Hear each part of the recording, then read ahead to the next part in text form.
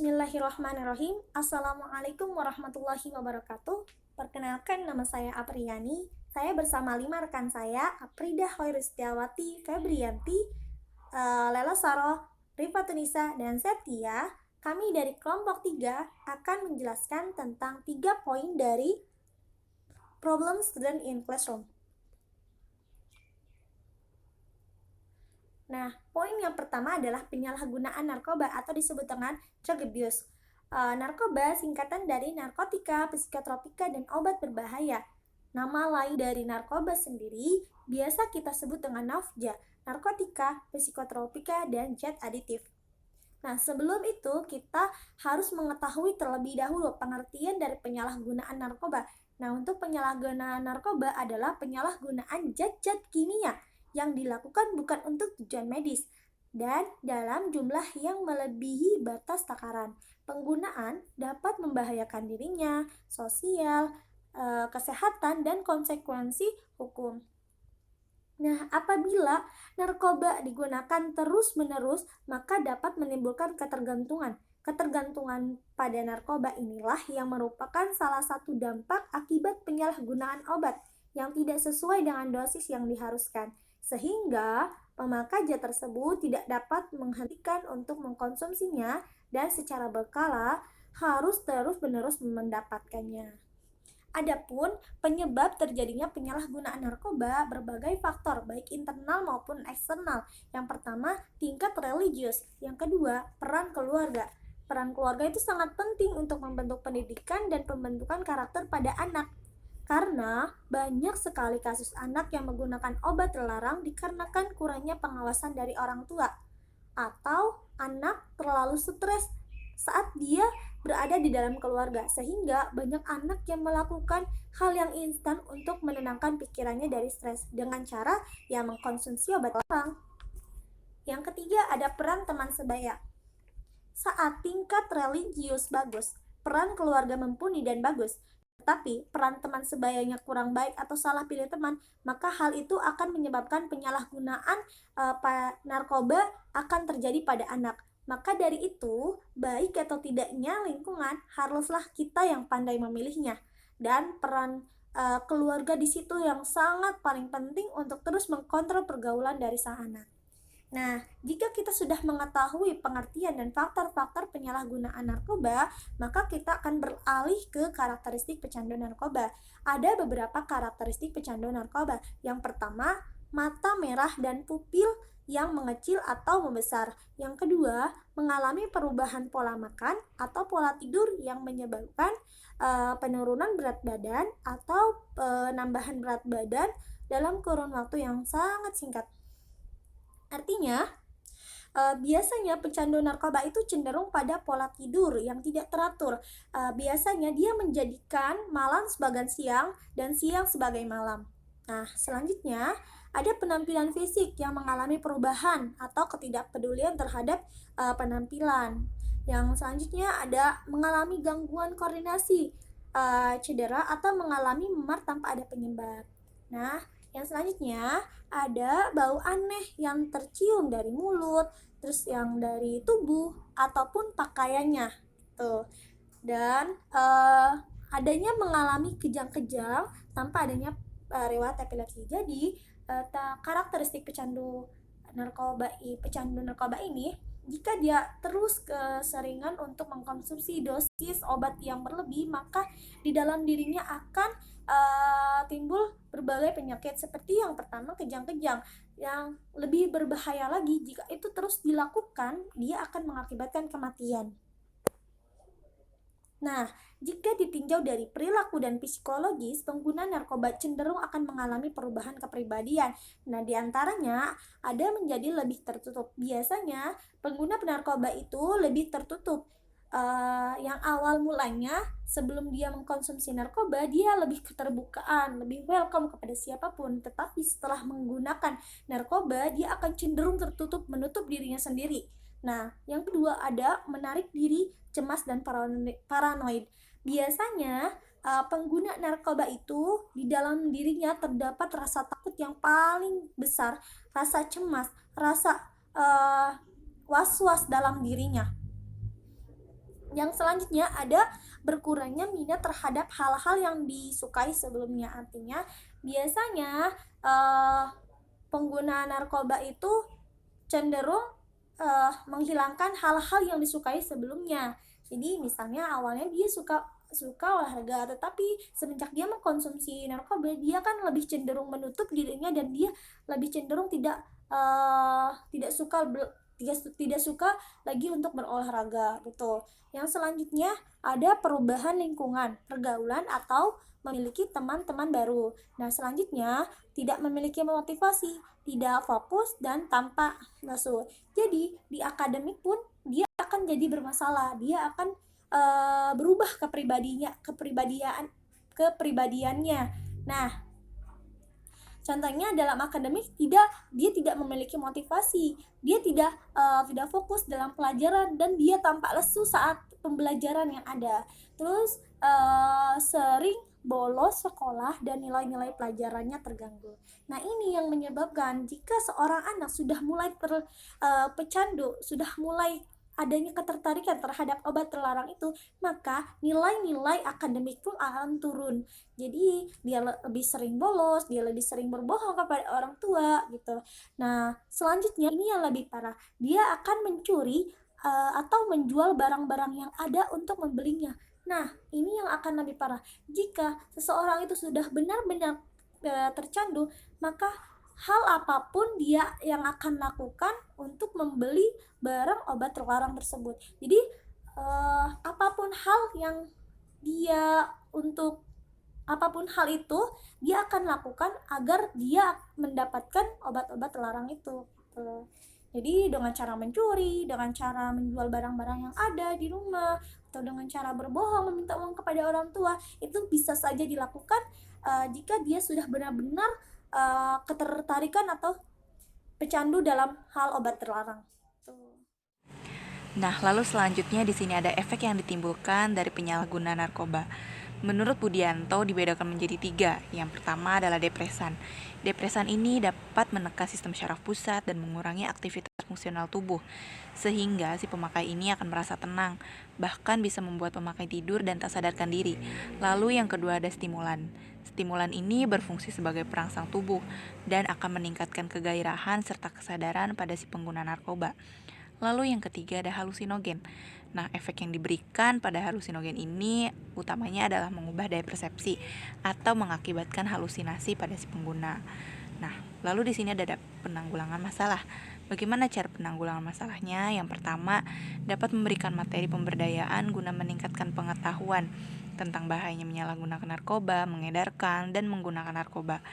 Lalu yang kedua, dapat memutar film tentang penyalahgunaan narkoba dan akibat-akibat yang ditimbulkannya. Ini dapat dilakukan pada siswa atau peserta didik di sekolah. Lalu yang ketiga, dapat mengadakan ceramah, tanya jawab interaktif, dan diskusi terkait dengan penyalahgunaan narkoba, akibat yang ditimbulkannya dari penyalahgunaan narkoba atau yang disebut dengan drug abuse ini. The student who lies, yaitu murid yang berbohong. Sebenarnya perilaku berbohong ini adalah sebuah perilaku yang tidak ada dalam diri seseorang. Sejatinya perilaku ini muncul saat seseorang mulai mengadaptasi sebuah contoh di luar. Misalnya nih, ada anak mendapatkan pendidikan dari orang tuanya terlebih dahulu, barulah lingkungan. Ketika lingkungan mulai mendominasi, maka orang tua harus lebih ketat dalam memberikan sebuah pendidikan akhlak yang baik kepada anak, yang dimulai dengan mengajarkan cara berperilaku yang baik kepada orang yang lebih tua, seperti cara berbicara, cara berjalan, cara bertemu, dan cara menyapa. Dan di sekolah sendiri, peserta didik telah diajarkan pendidikan karakter, namun malah muncul karakter buruk kepada orang yang lebih tua. Contohnya, seseorang anak murid yang memukuli gurunya karena ditegur saat di kelas. Murid tersebut malah berbohong kepada orang tuanya bahwa telah dianiaya oleh guru kelas, dan orang tua murid datang sembari mengamuk. Dari sinilah kesalahan paham karena perilaku berbohong berbuntut panjang. Anak mendapatkan hukuman dari pihak berwajib bersama dengan orang tua. Anak dikeluarkan tidak hormat dari sekolah dan harus mendapatkan hukuman sosial dari cemooh masyarakat. Dan orang yang berbohong pun memiliki ciri-ciri. yang salah satunya adalah bicaranya tidak jelas dan tidak rinci. Orang yang berbohong cenderung bertele-tele dan tidak pada intinya, mengulang pertanyaan yang diberikan sebelum menjawab, kemudian berbicara terputus-putus dan kalimatnya tidak padu. Karena orang berbohong cenderung akan tergagap-gagap ketika berbicara, karena dia sedang mengawang-awang apa yang akan diberikan, pernyataan yang akan diberikan selanjutnya. Kemudian tidak bisa memberikan detail pada peristiwa yang diceritakan, melakukan groom behavior, yaitu suatu perilaku yang tidak biasanya dia lakukan, yang dia hanya melakukannya ketika dia berbohong. Kemudian tidak yakin akan topik yang diceritakannya, kayak ragu-ragu seperti itu. Kemudian merasa terganggu saat ada orang menanyakan kebenarannya. Dia cenderung merasa kesal ketika ada yang menanyakan kembali peristiwa tersebut. Kemudian bercerita tanpa ekspresi. Orang yang berbohong cenderung tidak berani menatap mata lawan bicaranya, karena dia akan mengawang-awang seperti itu. Postur tubuh terlihat seperti orang bosan karena tidak ingin ditanya lebih jauh, berpikir terlalu keras untuk menyampaikan detail cerita. Meski banyak orang menilai bahwa mata bisa menjadi tolak ukur utama dalam mengetahui kebohongan, tapi nyatanya ada seorang peneliti yang mengemukakan bahwa hal tersebut tidaklah tepat. Faktor-faktor seseorang itu berbohong. Jadi, faktor apa saja sih yang membuat seseorang itu berbohong? Di sini ada 3 faktor. Yang pertama yaitu faktor keluarga, di mana keluarga sangat penting bagi perkembangan kepribadian anak. Seorang anak yang dibesarkan dalam lingkungan keluarga yang harmonis dan agamis, dalam arti orang tua memberikan curahan kasih sayang, perhatian, serta bimbingan dalam kehidupan berkeluarga, maka perkembangan anak cenderung positif. Sebaliknya, anak yang dikembangkan dalam lingkungan keluarga yang broken home, kurang harmonis, orang tua bersikap keras terhadap anak atau tidak memperhatikan nilai-nilai agama dalam keluarga, maka perkembangan kepribadiannya cenderung negatif dan akan mengalami distorsi atau kelainan dalam penyesuaian dirinya. Kemudian faktor yang kedua yaitu faktor pergaulan, di mana anak setelah masuk sekolah akan mulai bergaul dengan teman sebayanya dan menjadi anggota dalam kelompoknya. Pada saat itulah anak tersebut mulai mengalihkan perhatiannya untuk mengembangkan sifat-sifat atau perilaku yang cocok atau dikagumi oleh teman-temannya walaupun tidak sesuai dengan harapan orang tuanya. Bagi anak yang kurang mendapat kasih sayang ini, biasanya kurang memiliki kemampuan selektif dalam memilih teman dan mudah sekali terpengaruh oleh kelompoknya, sehingga pergaulan ini sangatlah mempengaruhi kebiasaan berbohong ini.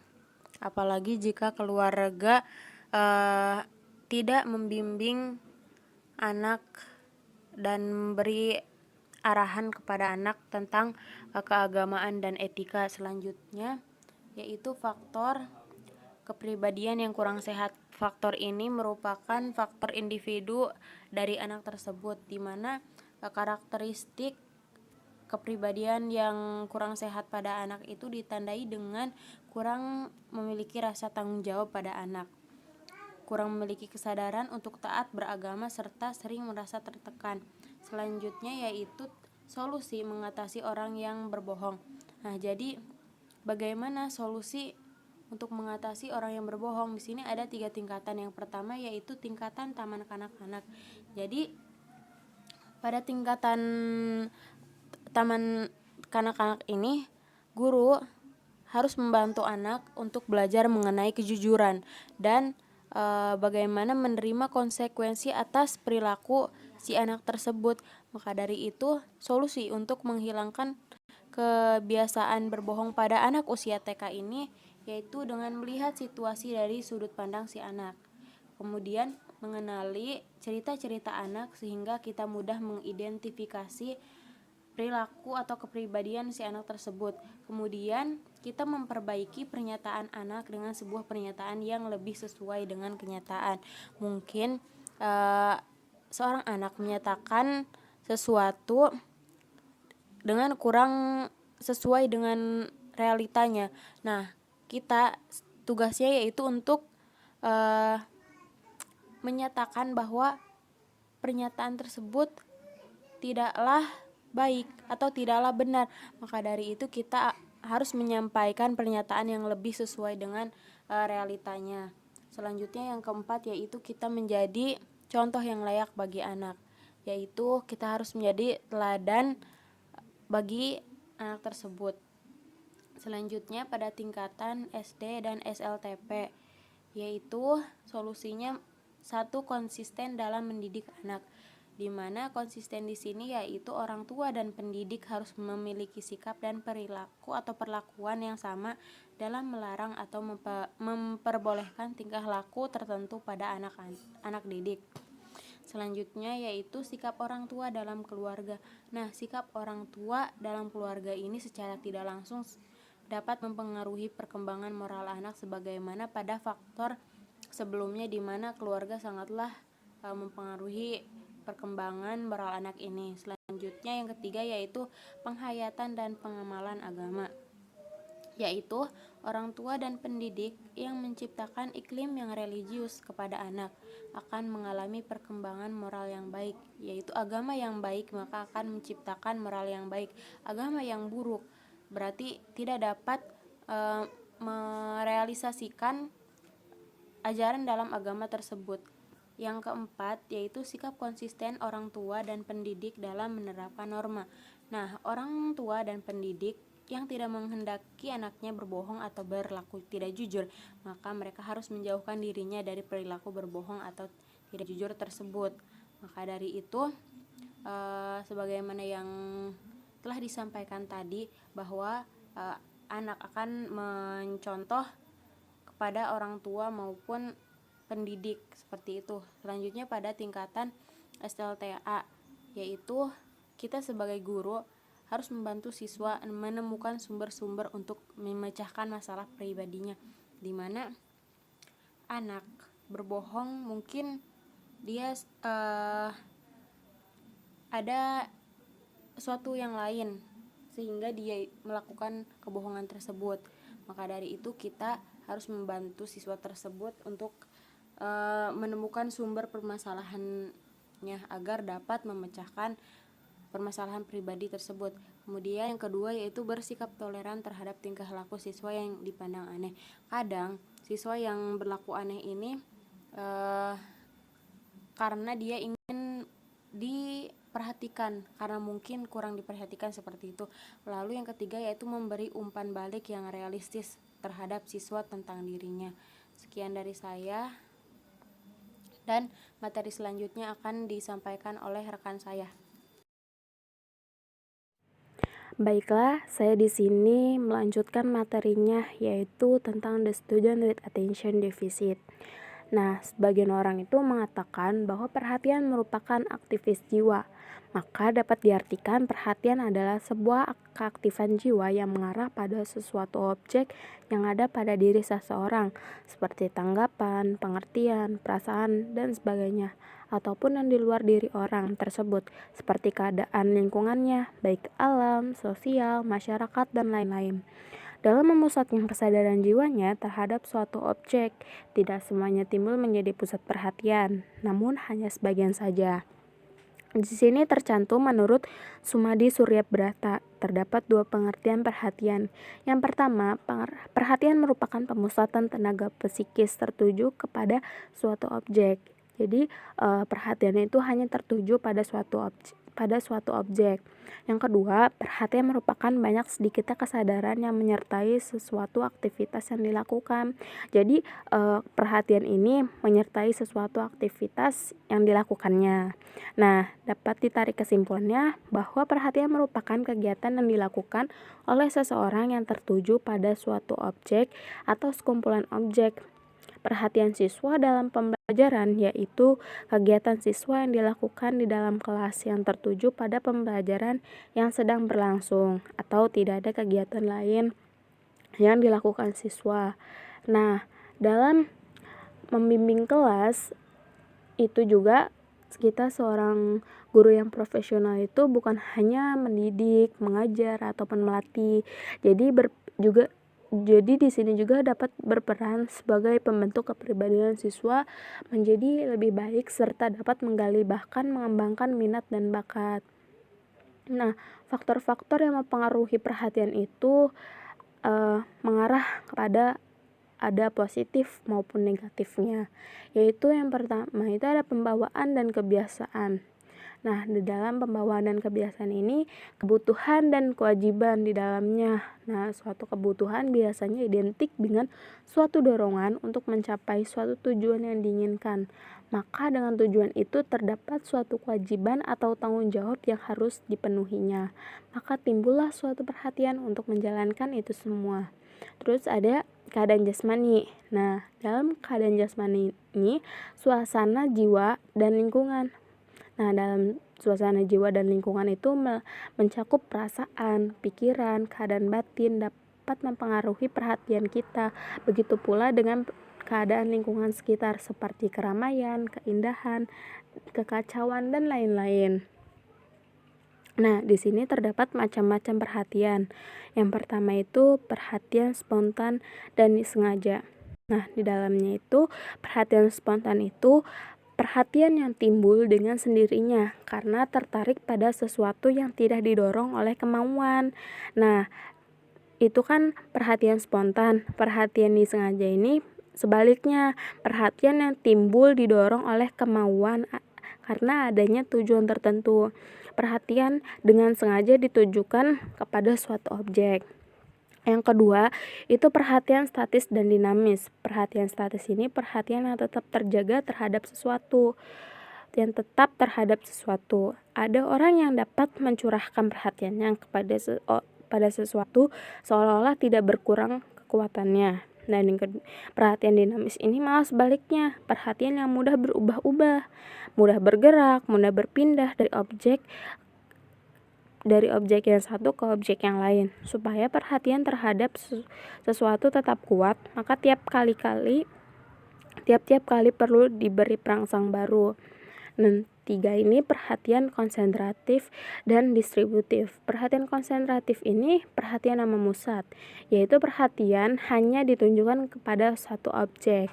Nah, perhatian distributif ini perhatian terbagi-bagi. Ini kebalikannya dari perhatian konsentratif. Dengan perhatian distributif ini, orang dapat membagi-bagi perhatiannya kepada beberapa arah dengan sekali jalan atau dalam waktu yang bersamaan. Yang keempat, perhatian sempit dan luas. Orang yang memiliki perhatian sempit dengan mudah dapat memusatkan perhatiannya kepada suatu objek yang terbatas, sekalipun ia berada dalam lingkungan ramai.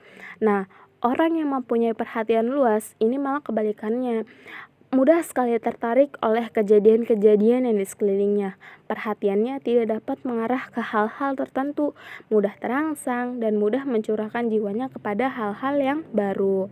Yang kelima itu perhatian fiktif dan fluktuatif. Perhatian fiktif itu yaitu perhatian yang mudah dipusatkan pada suatu hal yang boleh dikatakan bahwa perhatiannya dapat melekat lama pada objeknya. Nah, orang yang bertipe perhatian melekat biasanya teliti sekali dalam mengamati sesuatu. Bagian-bagiannya dapat ditangkap dan apa yang dilihatnya. Perhatian fluktuatif. Perhatian ini orang yang mendapat perhatian ini orang yang mempunyai perhatian pada umumnya dapat memperhatikan bermacam-macam hal sekaligus, tetapi kebanyakan tidak saksama. Selanjutnya yaitu tentang gejala dari the student with attention deficit. Gejala-gejala ADH pada anak diambil dari diagnosis dalam DSM-5 atau Diagnostic and Statistical Manual of Mental Disorders. Berdasarkan DSM-5, gejala terbagi menjadi dua, yaitu gejala tidak dapat memusatkan perhatian serta gejala perilaku hiperaktif dan impulsif. Yang pertama, gejala tidak dapat memusatkan perhatian, yaitu sulit untuk fokus pada tugas-tugas atau permainan yang dilakukan. Terlihat seperti tidak mendengarkan orang lain, meskipun orang tersebut telah berbicara langsung kepada anak. tidak dapat memusatkan perhatian pada hal-hal detail, dan sering melakukan kesalahan-kesalahan yang ceroboh pada pekerjaan sekolah. Sulit mengatur tugas-tugas ataupun aktivitas-aktivitas yang akan dilakukan. Mudah terdistraksi, lupa untuk melakukan pekerjaan sehari-hari, seperti pekerjaan rumah dan sebagainya. Menghindari dan tidak menyukai pekerjaan yang membutuhkan perhatian, seperti tugas sekolah dan sebagainya. Kehilangan benda-benda yang harus digunakan untuk aktivitas-aktivitas atau sekolah, seperti pensil dan sebagainya. Sulit mengikuti instruksi dan tidak dapat menyelesaikan tugas ataupun pekerjaan yang diberikan. Yang kedua, gejala perilaku hiperaktif dan impulsif. Gejala perilaku hiperaktif yaitu suatu kondisi yang banyak dialami anak-anak. Kondisi tersebut paling mudah ditunjukkan melalui sikap anak yang seolah tidak bisa diam dan tenang. Anak yang hiperaktif apabila ia menjadi aktif secara tidak lazim, misalnya pada situasi yang tidak tepat. Gejala perilaku impulsif yaitu kondisi saat seseorang mendapatkan dorongan untuk melakukan sebuah tindakan tanpa memikirkan konsekuensinya terlebih dahulu. Gejala perilaku hiperaktif dan impulsif yang dapat dilihat yaitu bermain-main atau mengetuk-ngetukkan jemari atau bergerak-gerak saat duduk. Tidak mampu atau merasa tidak nyaman saat harus diam dalam suatu periode waktu tertentu. Sulit untuk duduk diam saat di kelas atau situasi lainnya yang mengharuskan anak untuk duduk. Berbicara terlalu banyak secara berlebihan. Sulit untuk melakukan aktivitas atau bermain dengan tenang. Sulit untuk menunggu giliran saat mengantri, bermain, ataupun dalam situasi berkelompok. Memberikan jawaban bahkan sebelum pertanyaan selesai diajukan. Menginterupsi percakapan ataupun aktivitas yang dilakukan orang lain. Berlari-lari atau memanjat-manjat secara berlebihan di situasi yang tidak semestinya. Selanjutnya yaitu perawatan. Penanganan dapat berupa psikoterapi dan medikasi. Beberapa obat-obatan yang dapat direkomendasikan dokter adalah obat berjenis stimulan atau antidepresan yang berguna untuk menyeimbangkan zat kimia pada otak. Penanganan pada orang dewasa juga sama untuk anak-anak, sedangkan psikoterapi berguna untuk mempelajari cara mengurangi perilaku impulsif, mengembangkan keterampilan untuk menghadapi dan menyelesaikan masalah, meningkatkan cara mengatur waktu, meningkatkan harga diri, mengembangkan strategi untuk mengendalikan emosi, mempelajari cara berhubungan dengan orang lain dengan baik. Khusus untuk orang tua yang memiliki anak dengan ADHD, orang tua harus memerhatikan obat-obatan yang dikonsumsi anak. Orang tua harus selalu melakukan supervisi terhadap konsumsi obat-obatan anak, selalu memberikan, mengatur dosis, dan mengantarkan obat kepada anak secara langsung. Orang tua juga dianjurkan untuk menyimpan obat-obatan di tempat yang sulit untuk dijangkau dan dibuka oleh anak. Orang tua dapat mendukung anaknya yang mengalami ADHD dengan cara yaitu menerima anak apa adanya serta sabar dalam menghadapinya, serta memberikan kasih sayang yang tulus kepada anak. Mencari cara untuk meningkatkan harga diri dan rasa disiplin anak, memberikan kata-kata yang singkat dan sederhana saat memberikan instruksi kepada anak, mengatur jadwal makan dan tidur anak secara teratur, serta memastikan bahwa anak istirahat cukup, membantu anak mengatur ruangan dan lingkungan sekitarnya, meluangkan waktu lebih banyak bersama anak, selalu peka untuk dapat mengetahui situasi apa yang sulit untuk dihadapi anak, misalnya sulit untuk duduk diam dalam seminar dan sebagainya. Berikan diri Anda waktu untuk beristirahat. Mungkin itu saja yang bisa kami sampaikan. Kurang lebihnya mohon maaf. Wassalamualaikum warahmatullahi wabarakatuh.